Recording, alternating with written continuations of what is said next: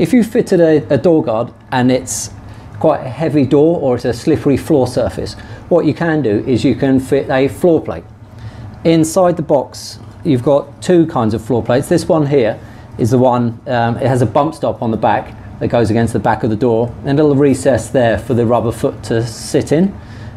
If you can't fit that because you're worried that that bump stop's going to be a tripping hazard, also comes with a flat floor plate. So again, that just screws to the floor and the rubber foot sits in that recess there. On this door here, because it opens up against the wall, we can use the standard one with the bump stop. All you need to do is slide it under the door, then line up the rubber foot into the recess, and then if you just pull the back of it round so it's going to be angled behind the door, what that means is there's no movement backwards and forwards. It's just going to sit tight in that position. When you're happy it's in the right position, just release the door guard and then simply mark out the holes and then drill into the floor. Obviously if you're drilling into the floor you're going to need to check for underfloor heating. You're going to need to check for cables and pipes.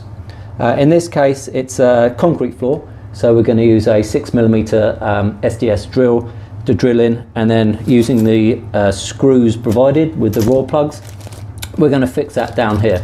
And then when that's fixed to the floor, it'll line up and the door guard will sit in the floor plate and it'll hold tightly in its position.